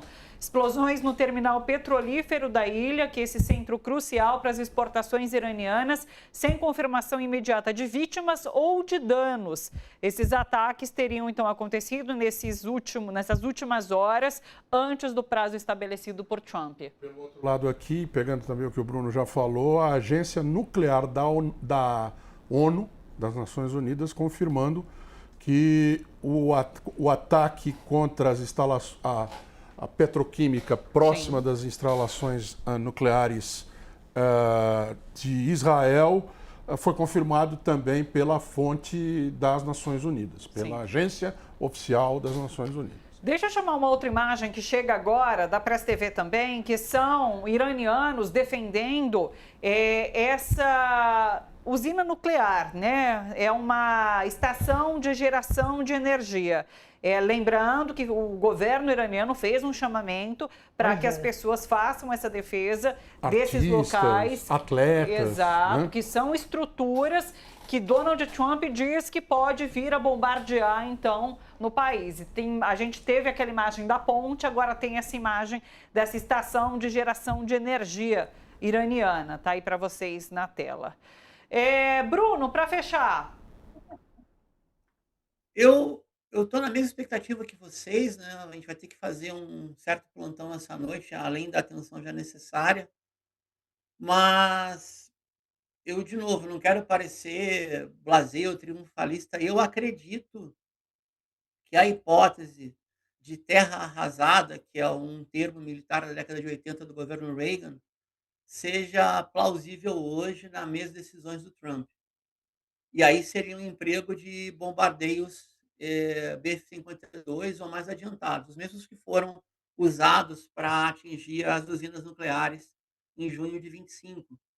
Isfahan, Bushehr e mais uma. Também acredito que o material enriquecido está concretado, né, a mais 60 metros subterrâneos ou 120, já no cálculo de evitar a bomba Tatu, para não ter contaminação nuclear. E eu ouvi relatos de Teherã faz 3 semanas que a população meio que vem se preparando psicologicamente para ficar sem eletricidade e água quente. É possível, sim, até plausível, o Trump pode blefar, mas é plausível que essa hipótese de destruição da infraestrutura civil do Irã seja a próxima etapa da guerra, porque neste momento, Estados Unidos e Israel, como diz no futebol, né, estão no nó tático dado pelo Irã. Não tem muito mais o que fazer. Posso Bruno, fazer muito uma obrigada. pergunta? Mais uma pergunta rapidinho, pode? Última pergunta. Vai lá. Bruno, você começou falando que talvez esse ataque ali, essa tentativa de resgate ali do piloto, eu estou falando tentativa porque, de fato, eu não vi ainda o piloto. Mas que esse resgate do piloto, na verdade, seria uma tentativa de infiltração nas instalações nucleares de Isfahan, talvez até querendo provocar um desastre nuclear, como foi Chernobyl, o que seria uma catástrofe. Pergunta, para os países árabes ali no entorno, não é uma ameaça também que essa nuvem radioativa eventualmente pudesse chegar lá e um ataque nuclear americano, eventualmente, ou israelense, eventualmente não poderia também contaminar esses países no entorno? Queria que você comentasse se existe essa possibilidade, existe esse temor de que, na verdade, um ataque radioativo acabe se espalhando por toda a região do Oriente Médio. Laura, o tamanho da nuvem radioativa eu teria de consultar, nós somos todos jornalistas, né, um físico especialista. Mas se a gente entende um pouco a estrutura de mentalidade da guerra contra o Irã, talvez o intento seja contaminar os canais de irrigação que saem do Mar Cáspio e garantem parte da agricultura iraniana, comprometendo assim, quiçá, 5 a 10 anos de safra. E aí inviabilizando o processo iraniano de autossuficiência na produção de alimentos, que está caminhando para isso, não está longe disso não. Mas não é o que era, não é o que a gente gostaria que fosse, todo o país seja soberania alimentar, mas deve estar na ordem de 60% a 80%. E a questão da importação de alimentos é um fator de fragilidade para a economia iraniana, porque aí opera com o empresariado, que foi o que causou a corrida especulativa e a inflação de dezembro, que foi a motivação lógica para os protestos que depois se transformaram em distúrbios com infiltração e intentos de revolução colorida. Então, pode ser que a hipótese seja essa: olha, vamos inviabilizar o Irã economicamente através impedir que ele tenha ativo para vender, no caso da petroquímica, e que ele tenha como se alimentar, no caso da contaminação dos canais de irrigação que saem do Cáspio, entram no Azerbaijão Oriental e vão descendo, porque há uma parte muito importante do Irã é combater a desertificação e avançar na agricultura de intensidade própria. Eu diria que eu colocaria essa hipótese sobre a mesa. A questão dos países árabes, das monarquias, sendo sincero contigo, o Catar já colocou as cartas na mesa. Olha, não quero mais fazer parte, não contem com a gente, a Turquia tem razão, essa guerra não nos diz respeito, a nossa melhor situação é um jogo de ganha-ganha com o nosso vizinho rico e poderoso, no caso o Irã. Mas eu não vejo essa mesma posição da Arábia Saudita. A Arábia Saudita tem uma condição de veto. Se a Arábia Saudita se coloca, ela consegue impedir a progressão dos ataques contra o Irã. Mas, infelizmente, eu não vejo isso acontecer, não. Tem um trunfo na mesa ainda, Laura, que é muito delicado falar, que é a questão da Rússia com Israel. A Rússia tem 1.200.000 cidadãos vivendo em Israel, tem uma relação até por conexão étnico-cultural de população de origem judaica que lá reside. Surpreendentemente, a maioria apoia Putin, embora viva nos territórios ocupados por Israel, não tem uma correlação direta, e a Rússia pode ser mais assertiva na questão israelense. Não sei se ela consegue, mas ela pode tentar. Agora são cartas na mesa, o Trump é imprevisível, o seu aparelho militar está contra ele, logo tudo pode acontecer. Perfeito. Bruno, muito obrigada. Agradecidíssima, como sempre, pela sua ajuda aqui com a gente, viu? Bom trabalho por aí, estaremos atentos. Um beijo para você, até a próxima. Obrigado pelo espaço. Forte abraço. Até. Olha só, você que está acompanhando pelo youtube.com/RedeTVT, não esquece de curtir a nossa transmissão, tá bom? Deixa o seu like, o seu joinha por aqui. A gente tem bastante gente acompanhando pelas redes, mas não temos tantos likes assim. Eu sei que o pessoal está fazendo super campanha aqui no nosso chat para mais likes, comemorando essa nossa audiência, que tem muita gente querendo saber, de fato, sobre essa guerra. Hoje é dia do jornalista e a gente faz um semi-aniversário hoje, porque a gente está completando um ano de TVT News primeira edição. Não nesse estúdio aqui, a gente veio para esse estúdio uma semana depois da nossa estreia, mas hoje, de fato, marca a estreia desse nosso formato, da primeira edição desse nosso novo programa. Dia 14 da semana que vem, a gente completa daí um ano em casa nova, nesse novo modelo, mas a gente começou há um ano, eu, Laura, Edu e todo mundo que faz parte aqui dessa equipe, com a primeira edição. Então, a gente está muito feliz de celebrar esse um ano com uma audiência bacana, fiel, ligada, querendo saber sobre a guerra do Irã e com uma visão aí realmente contra-hegemônica, que traz uma narrativa diferente do que outras emissoras da grande mídia têm vendido aí. E a gente traz essa informação direto de fontes árabes, dos países aí do Golfo Pérsico. Então é muito importante tê-los aqui conosco hoje. Eu vou dar sequência ao nosso programa, a gente vai falar agora um pouquinho sobre cenário nacional. O governo Lula anunciou novas medidas para conter a alta dos combustíveis provocada pela guerra no Oriente Médio. Um dos principais pontos é o endurecimento contra abusos. Empresários que elevarem preços sem justificativa poderão ser punidos com até 5 anos de prisão. A fiscalização será reforçada por órgãos como a Agência Nacional do Petróleo e a Polícia Federal. O pacote também inclui apoio ao setor aéreo, afetado pelo aumento do querosene de aviação. O governo vai liberar até 9 bilhões de reais em crédito para evitar que o custo seja repassado às passagens. No caso do diesel, considerado essencial para o transporte de alimentos, foram criados subsídios para segurar os preços.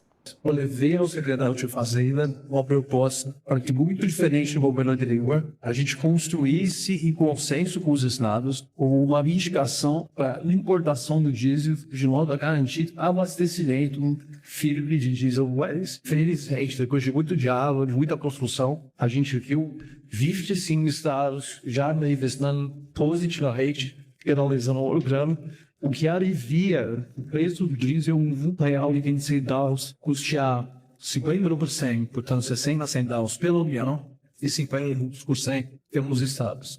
E agora uma terceira subvenção restrita ao produtor nacional de 80 centavos por diesel. Como anunciará a lei de relativos à GNP, para as famílias de mais baixa renda, que nem dessa energia vai reduzir o seu dia a dia, a gente avança o setor aéreo para que eles também se sustentem, consigam manter a malha aérea brasileira, a agregação nacional, os voos regionais.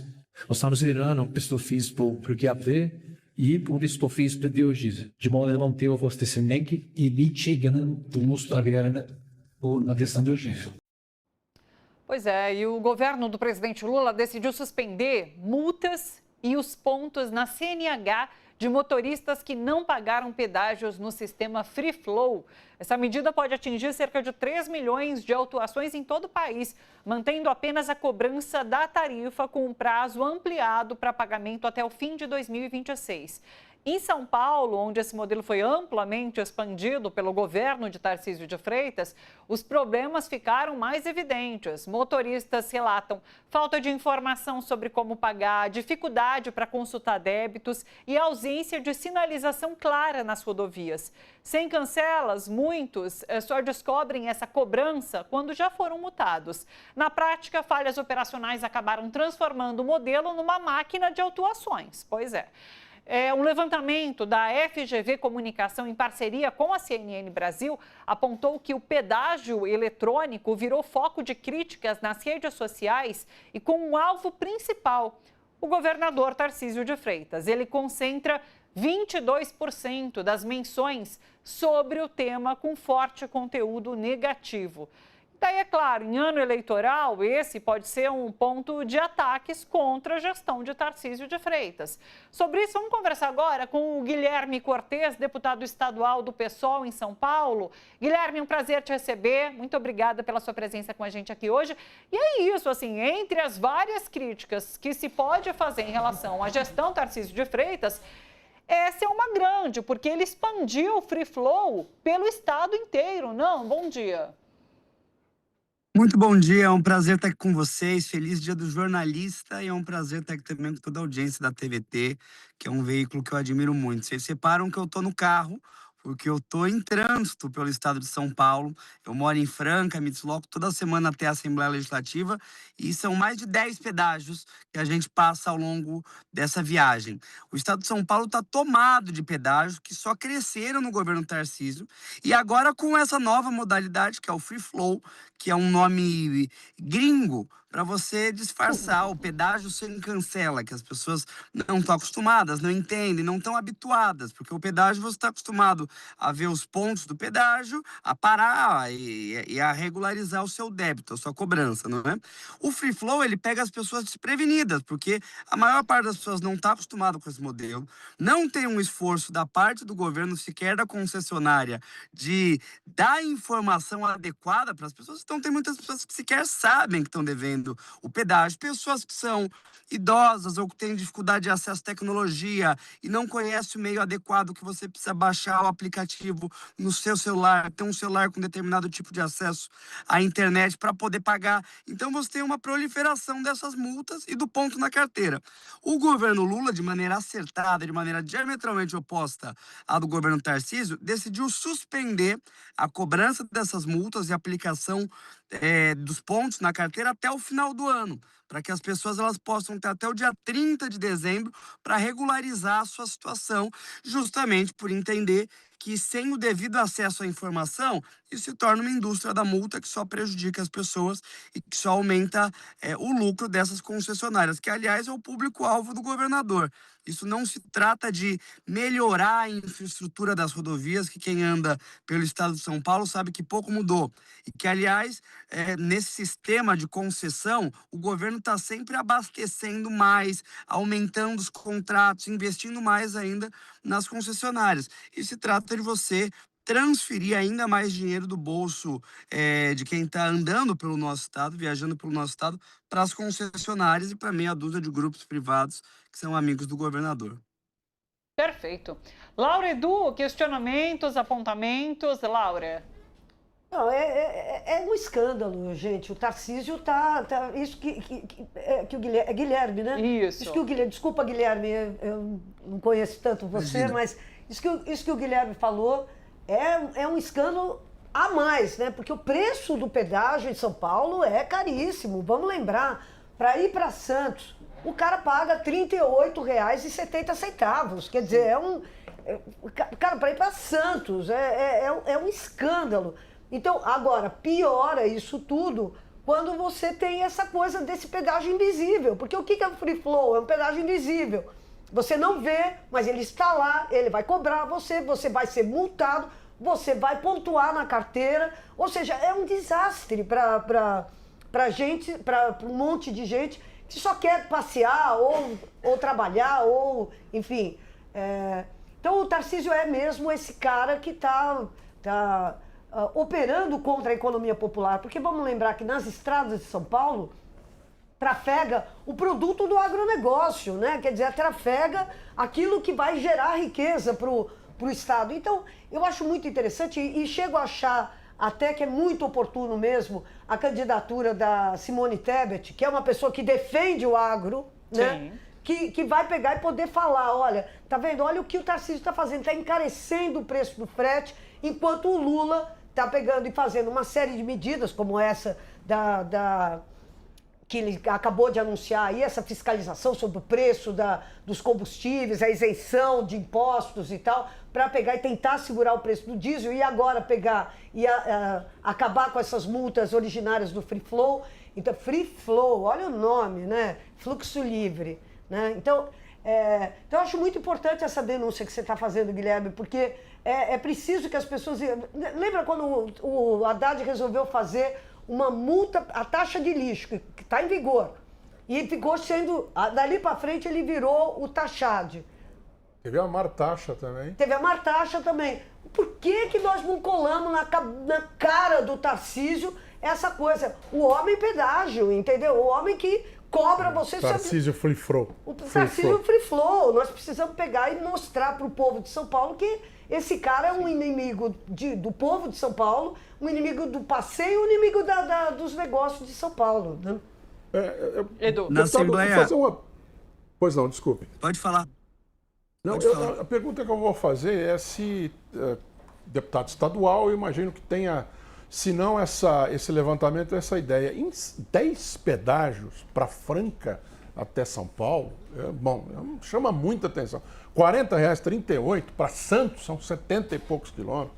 Algum estado brasileiro tem algo próximo a essa sanha arrecadatória, que nem, às vezes não é nem arrecadatória direto, né? É para concessionárias privadas. Alguma coisa parecida com essa quantidade de pedágios e com o preço que ele é cobrado?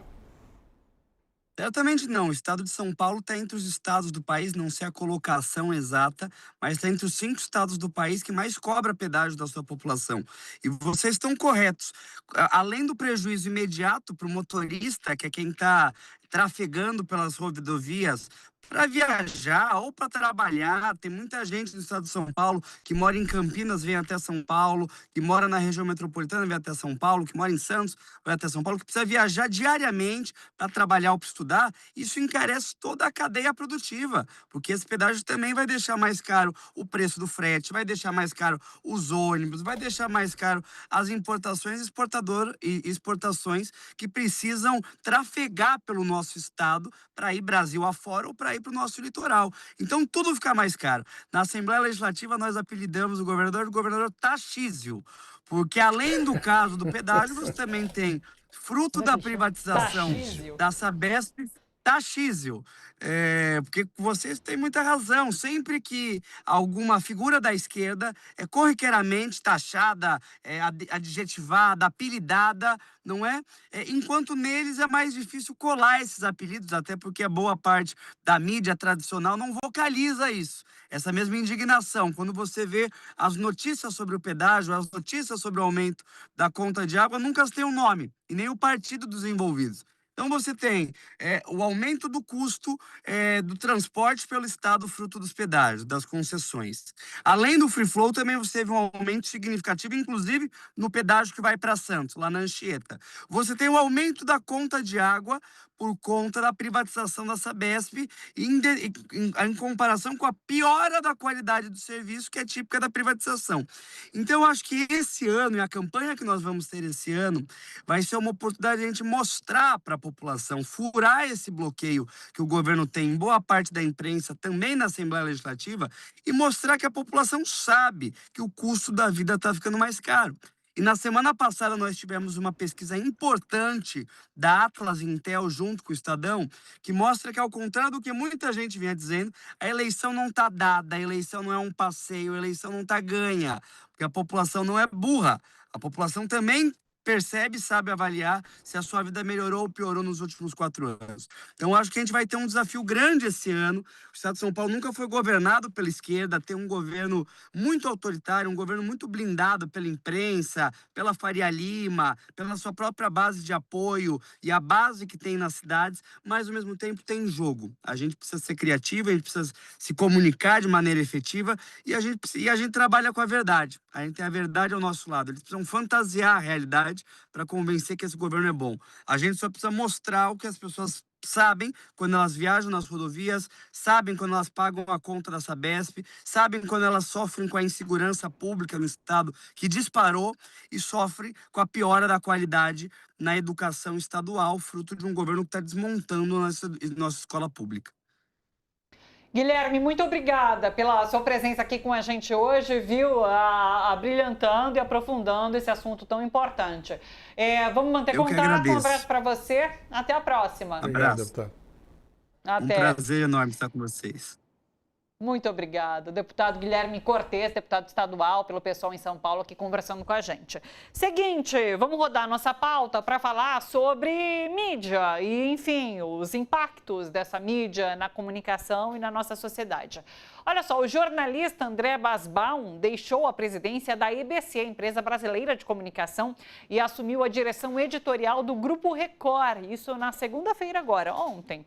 Ele substitui Tiago Contreira, demitido em março, e retorna ao grupo, onde já havia atuado em cargos de chefia. Na EBC, Basbaum promoveu mudanças na programação, reforçou o elenco com nomes conhecidos, implementou um ajuste fiscal para enfrentar o déficit de 18 milhões de reais. O jornalista levou para a IBC nomes como José Luiz da Atena, Lira Neto, Juliana Morrone, Cristina Serra, Jamil Chad, Heloísa Perissé, numa tentativa de reforçar a programação com jornalismo, análise e entretenimento. A chegada à Record indica uma reorganização na linha editorial do grupo. Pode fortalecer aí a área de jornalismo. Sobre isso, vamos conversar com Altamiro Borges, jornalista, presidente do Centro de Estudos Barão de Tararé, sempre com a gente aqui às terças. Fica um tempinho afastado, né, Miro? Mas retorna aqui para o nosso debate. É muito bom tê-lo de volta. Tudo bom, Miro? Como você está? Tudo bem, Thalita? Laura, Edu, tudo bem com vocês? Tranquilinhos? Tudo certo, Miro, tudo certinho. Quero te ouvir sobre essa notícia, como você analisa e se há alguma interpretação política, inclusive, nessa saída do Basbaum, que sai da IBC nesse momento e vai para a Record. Então, Thalita, um comentário mais geral. Eu acho uma situação triste da IBC. Né? É impressionante. A IBC não se consolida como uma comunicação pública forte no Brasil. Você pega nesse terceiro governo Lula, é o terceiro presidente da IBC. Terceiro. Começou com o Hélio Doyle assumiu que tinha sido destruído por Bolsonaro, a fascistização da IBC, programas militares, programas religiosos. O Hélio Doyle pegou para reconstruir a IBC, um jornalista com história. Né? Na sequência do Hélio Doyle veio o Jean Lima, né? O Jean Lima, não é isso? Que fez lá um trabalho também de reconstrução, e na sequência veio o Basbaum. Então, 3 presidentes em 3 anos. Algo está errado. Né? Algo talvez sinalize que não tem uma política de realmente valorização da comunicação pública, um certo menosprezo pela IBC, pelo que compõe a IBC, TV Brasil, rádios, Agência Brasil, ou seja, é um complexo, né? Que, no meu entendimento, continua sendo menosprezado. O fato de você ter 3 presidentes, você pega o Basbaum, né? O Basbaum volta para onde ele veio. Ele estava na Record como diretor de integração e agora volta com um posto elevado na Record, como diretor editorial, pega todos os veículos da Record, né? Volta para onde ele veio. O Basbaum entrou em agosto do ano passado, ficou 8 meses. 8 meses, né? E já sai. Quer dizer, qual é o trabalho que se consolida? Né? Ele promoveu, né? Teve seus momentos, o Basbaum teve seus momentos de polêmica, por exemplo, a indicação com excelente salário do Datena, não é isso? Do Datena para comandar um programa semanal na TV Brasil, comandar um programa diário na rádio, né? Teve a contratação que gerou muito questionamento, né, em função do papel do Datena na mídia brasileira. Né? Teve contratações importantes, você citou aí, você tem uma Cristina Serra, né, coordenando 2 programas na TV Brasil, né? Você tem um Jamil Chad, só para citar 2 jornalistas muito respeitados. Teve, né? Mas é isso, 8 meses, o que construiu de fato? Há muita especulação sobre por que saiu. Nos corredores da IBC, circulava, inclusive, o papo de que o Basbaum queria substituir o Sidônio como ministro da Secretaria de Comunicação da Presidência da República, né? Na possibilidade do Sidônio, o ministro atual, né, sair para comandar a campanha publicitária do presidente Lula, da reeleição, corria até o bate-papo de que ele poderia ser o novo ministro. Né? Isso não se deu. Tem também especulações sobre se há ou não algum jogo combinado com a Record do Edir Macedo. Do Edir Macedo a gente espera tudo. Ele tem essa trajetória, né? O dono da IURD, né? Dono da Igreja Universal do Reino de Deus, o dono da Record, e o dono de um partido político. Você vê que o Edir Macedo mexe em tudo, né? É um grande empresário. Dono de banco. Tem um meio de comunicação, tem banco, né? É um grande empresário, né? Tem um banco falido, inclusive, né? Um banco que está no mesmo caminho do Master, não é isso?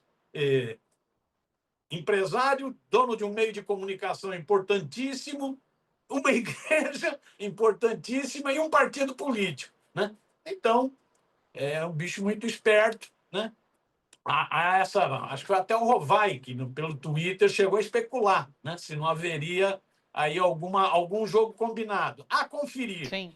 O que me chama a atenção é isso, é o papel que a comunicação pública tem no Brasil. Isso é histórico, né? Sim. Você pega, mesmo países, você pega, mesmo os Estados Unidos, tem uma comunicação pública mais forte do que o Brasil, né? Mesmo nos Estados Unidos, com todo endeusamento da iniciativa privada e tal, você tem uma comunicação pública que agora o Trump tenta desmontar, né? Faz uma bateria, uma artilharia pesada para desmontar. O Trump não joga bomba só no Irã, em outros 7 países, joga bomba na democracia dos Estados Unidos, né? Isso tenta desmontar, mas você tem lá uma comunicação pública forte. Na Europa, você tem várias experiências de comunicação pública. Aqui no Brasil, sempre foi interditado, sempre foi, né, concessão para a iniciativa privada, né? Então, a televisão, rádio, sempre concessões públicas que caíram na mão da iniciativa privada, a comunicação pública muito Sim. fragilizada. A Constituinte, em 88, a Constituição, ela firmou um compromisso com a comunicação pública ao colocar um dos artigos da Constituição sobre a complementariedade de sistemas, sistema privado, estatal e público. O governo Lula começou a montar esse sistema de comunicação pública ao constituir a Empresa Brasil de Comunicação, a IBC, Tereza Cruvinel como primeira presidenta da IBC, a jornalista, não é isso? Começou o golpe do Temer. Você vê que um dos primeiros alvos do golpe do Temer foi exatamente a IBC, né? Foi a intervenção, foi tirar o diretor, né? O Ricardo Mello, que era diretor indicado com cargo para todo um mandato, fechar, né? Extinguir o conselho curador, que era a forma da sociedade civil participar da IBC, não é isso? Então, foi uma das primeiras medidas do Temer, foi exatamente bombardear a IBC. Aí vai o Bolsonaro começa prometendo privatizar, entregar tudo. Depois resolveu militarizar a IBC, não é isso? Aí você tem agora o governo Lula, que você começa a tentar retomar o papel da comunicação pública, mas me parece que ainda muito menosprezado. Me chama a atenção, é isso, 3 presidentes em 3 anos, é uma coisa que mostra pouca estratégia de fortalecimento da comunicação pública, né? Vamos ver o que vai dar isso. Deixa eu passar para a Laura Predu para comentários também. Laura? Vai, Edu. Vai, Edu, que é a autoridade em relação ao IBC, exatamente. Eu acho, Edu tem experiência. Estava falando com vocês antes da gente entrar no ar, enquanto não houver a volta do mandato, independentemente do mandato do presidente da República, inamovível, por lei, para o presidente da IBC e para o diretor-geral, é mais uma profissão, é mais uma função que quem tem objetivos políticos vai ver de um jeito e vai almejar de uma maneira, e profissionais da área vão medir não como uma missão, mas sim como um passo profissional, seja no sentido que você quiser, tanto de fazer parte da experiência ou mesmo de vou ficar aqui enquanto der e não volto para a iniciativa privada. Só teve uma presidente que cumpriu o mandato, Tereza Cruvinel, e um diretor-geral que cumpriu o mandato, foi este que vos fala aqui. E logo depois veio o Temer e acabou com isso. Como disse o Miro muito propriamente, ele acabou com a TV, quem acabou com a TV pública foi o Temer.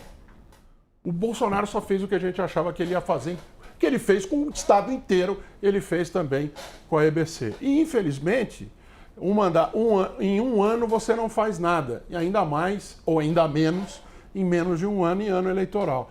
Então, a EBC vai entrar num limbo, seja quem for o presidente. O que foi feito, o sentido de restauração da empresa foi feito, mas deveria se haver, desde já, uma reprogramação de tudo aquilo que foi a luta.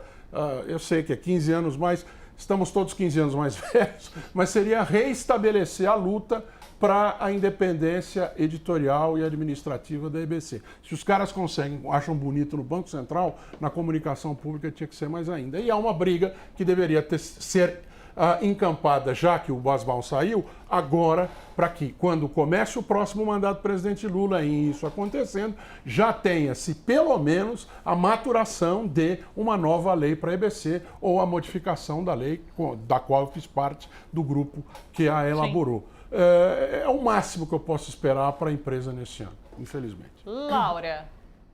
Eu concordo com a avaliação do Miro e do Edu, é uma pena, né? Porque a gente acabou de falar sobre a importância da Press TV na resistência ao imperialismo americano. Cara, pô, nós estamos vendo isso acontecer, né? Quer dizer, se não fosse a Press TV, o Irã estaria fechado para nós. A gente não saberia essas imagens lindas que passaram, a gente não veria, porque não apareceria. Então, a importância da TV pública é fundamental como uma forma de soberania da imagem do país, né? Quer dizer, nós queremos ser retratados como um povo, enfim, como a Rede Globo retrata o Brasil. Não, nós não queremos, não é assim, quer dizer, falar da diversidade do povo, falar da criatividade desse povo, tudo isso poderia estar na EBC, mas eu acho que é isso, quer dizer, a gente pensa, a gente olha a EBC,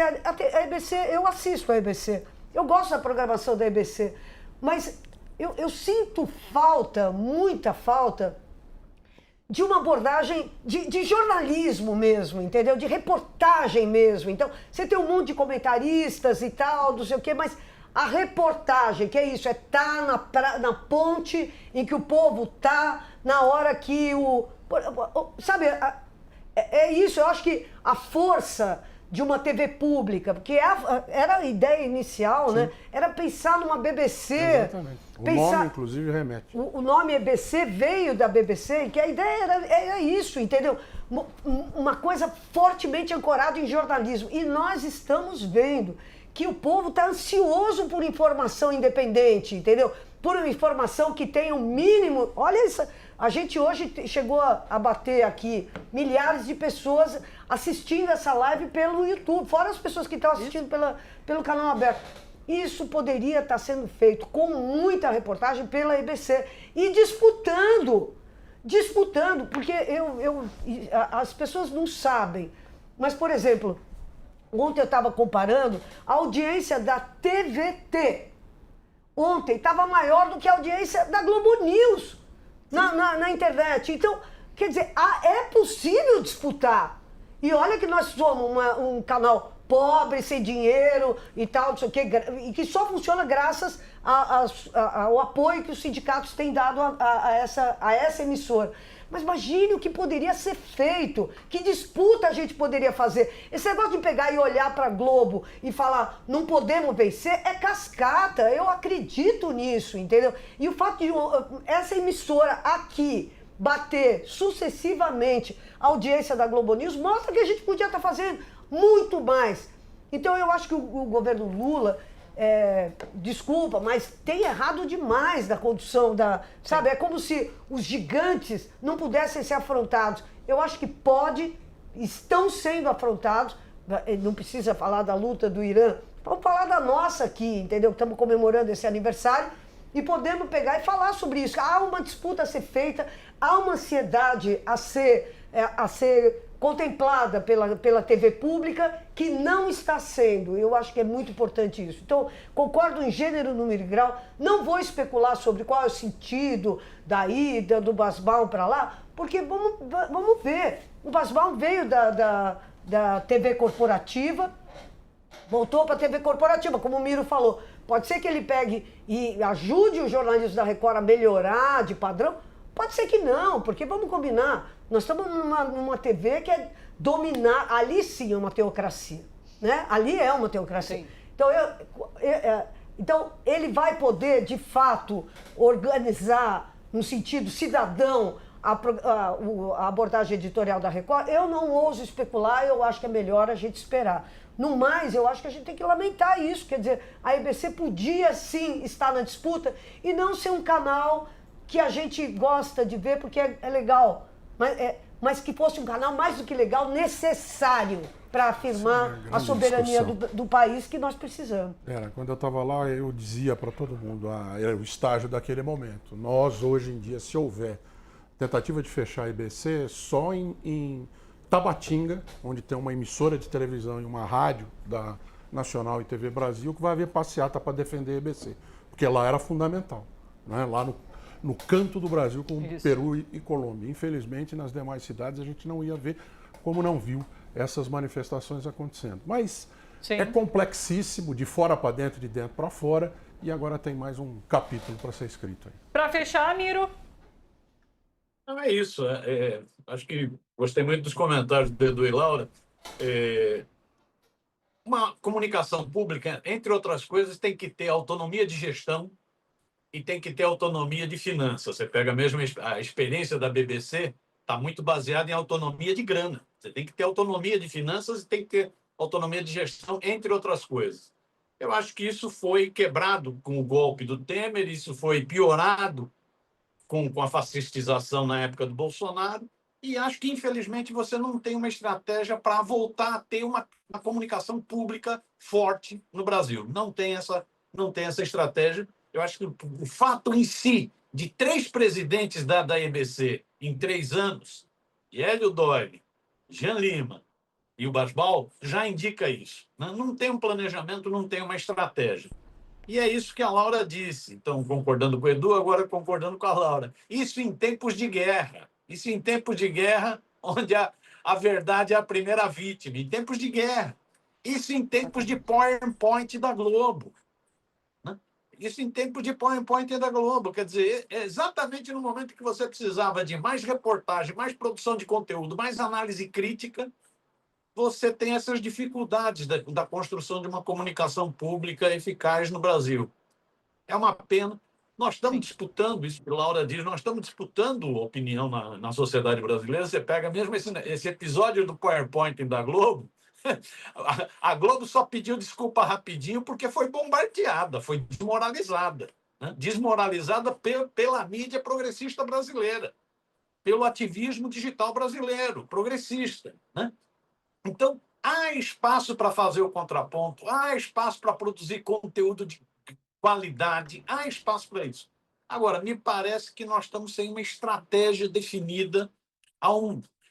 Eu acho, viu, Thalita, é uma opinião que eu tenho, espero estar equivocado, mas a impressão que eu tenho é que o presidente Lula, com toda a genialidade dele, ele menospreza o debate de ideias na sociedade brasileira, menospreza a disputa de hegemonia na sociedade brasileira, menospreza. Né? E isso acaba se refletindo na forma como se encara a comunicação no governo brasileiro. É uma pena, acho eu. Perfeito. Muito obrigada, Miro. Como sempre, um prazer tê-lo por aqui. Até semana que vem. Bom trabalho para você. Beijo grande. Beijão e para vocês. Tchau, tchau. Até, Miro.